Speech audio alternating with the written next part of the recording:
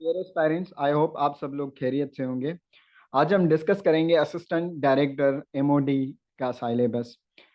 काफ़ी सारे कैंडिडेट्स पूछ रहे हैं कि एमओडी में जो असिस्टेंट डायरेक्टर एडी होते हैं उनके किस तरह के टेस्ट होते हैं, कौन कौन से फेजेस होते हैं, उनके रिक्रूटमेंट प्रोसेस कब तक होता है और क्या चीज़ें पढ़नी चाहिए। तो आज हम सारी चीज़ें डिस्कस करेंगे।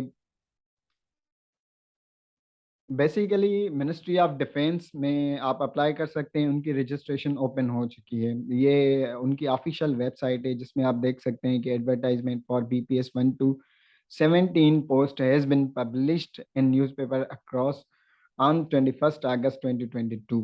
फॉर एडवर्टाइजमेंट आप यहाँ पे क्लिक करेंगे, फॉर ऑनलाइन एप्लीकेशन फॉर्म आप यहाँ पे क्लिक करेंगे। उसके बाद हमारे पास ये जब हम ऑनलाइन रजिस्ट्रेशन वाले ऑप्शन पे क्लिक करेंगे तो हमारे पास ये सारी चीज़ें आएंगी। पहले हम अकाउंट यहाँ पे बनाएंगे, ठीक हो गया। उसके पास ये कुछ स्टेप्स लिखे हुए हैं, जैसे first log register and login. अगर आपका अकाउंट उसमें नहीं बना हुआ तो आप पहले रजिस्ट्रेशन करेंगे, उसके बाद लॉगिन करेंगे।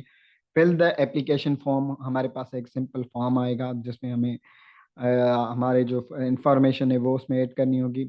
उसके बाद स्टेप 3 में आता है apply on the desired post. हम उसमें जितनी भी हमारी डिज़ायर्ड पोस्ट होगी, एक या दो, उस पर अलग अलग से हम करेंगे। उसके बाद print your deposit slip and pay fee through one link one bill invoice from participating bank, ATM, internet banking, mobile banking, easy paisa, Mobi cash, easy paisa, TCS, कहीं से भी आप उनकी स्लिप जो है ना फिल आउट कर सकते हैं। इसकी last date of application form submission आपकी मंडे 5 सितंबर होती है। अब हम डिस्कस करते हैं कि इनके कितने फेजेस हैं। बेसिकली जो मिनिस्ट्री ऑफ डिफेंस का असिस्टेंट डायरेक्टर होता है, एक सासेदारी का, उसका हम नाम नहीं ले सकते अभी, तो उसके जो फेजेस होते हैं वो बेसिकली 4 फेजेस में आते हैं। इसके 4 फेजेस होते हैं। उनके पहले जो हमारे पास आता है वो आता है आपका स्क्रीनिंग टेस्ट।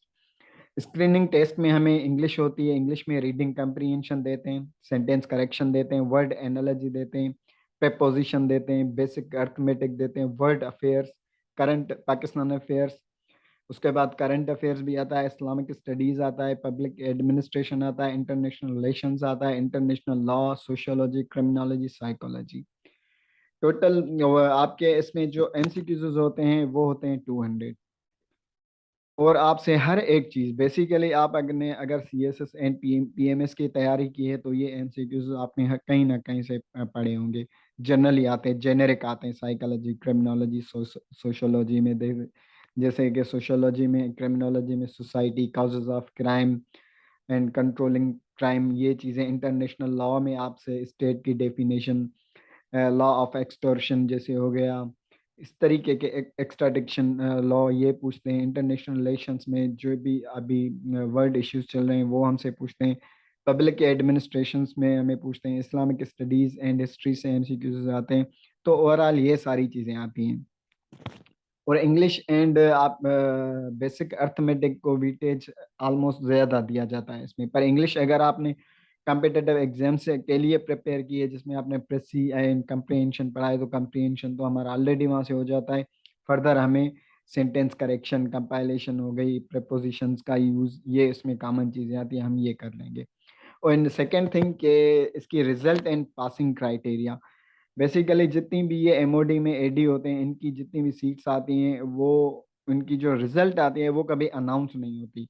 आपको फेल एंड पास बताया जाएगा। आपका नंबर होता है, उसमें आपको मैसेज आएगा, काइंडली चेक योर रिजल्ट। आप लिंक खोलेंगे, वहाँ पे अपना slip and NIC number input करेंगे। उसके बाद आपके पास स्टेटस आएगा, you are recommended for next stage or you are failed, यही आएगा। आपको मार्क्स वगैरह नहीं दिखाएंगे।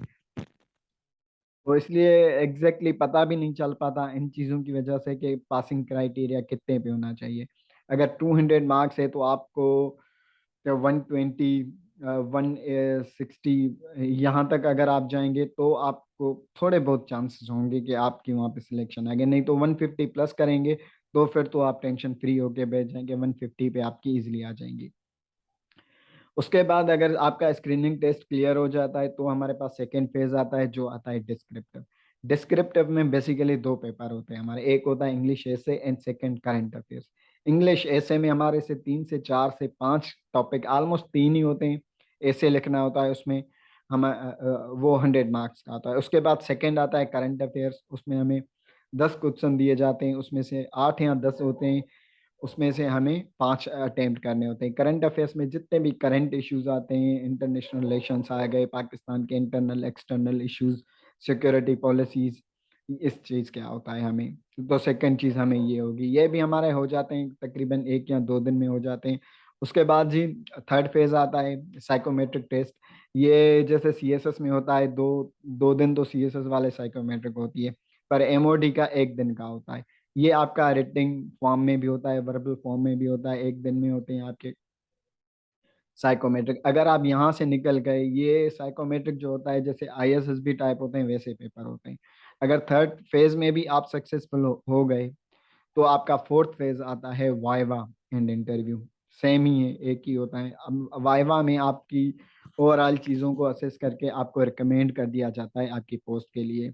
एमओडी में अगर जाता जाए तो इनका देखा जाए तो इनका जो रिक्रूटमेंट प्रोसेस है वो आसान है एंड मुश्किल भी है काफ़ी। जिन्होंने सीएसएस की और उन जिनके राइटिंग स्किल्स अच्छे हैं, काफ़ी प्रैक्टिस में रह चुके हैं, टाइम मैनेजमेंट उनकी अच्छी है, और उन्होंने CS22 के लिए अच्छा कुछ पढ़ा हुआ है, तो उनको तो कोई टेंशन नहीं होनी, क्योंकि उनकी स्क्रीनिंग भी क्वालिफाई होती है, तो वो उनके लिए कोई मसला नहीं होगा। अगर आप बेसिक वाले हैं, आप लोगों ने स्टार्ट नहीं किया इन चीज़ों को, फिर भी आप स्टार्ट करेंगे तो आपका इंशाल्लाह विदिन 2 मंथ्स चीज़ें आपकी ऑलमोस्ट कवर हो जाएंगी। And second, ministry of defence का जो रिक्रूटमेंट पॉलिसी होती है वो फास्ट ट्रैक्ड होती है। आपके विदिन 3 मंथ्स ये सारी चीज़ें वाइंड अप होके आपको आपकी जहाँ पे एलोकेशन होगी वहाँ पे आप लोगों को यहाँ पे दी जाएगी सीट। तो ये था ओवरऑल आप लोगों के लिए। मैंने आई होप कि आप लोगों को ये अच्छे से समझ आया होगा। ये फर्स्ट लेक्चर था जिसमें हमने असिस्टेंट डायरेक्टर को एक्सप्लेन किया उसका सिलेबस। तो सेकेंड लेक्चर में हम डिस्कस करेंगे inspector and sub inspector. Till that, Allah Hafiz.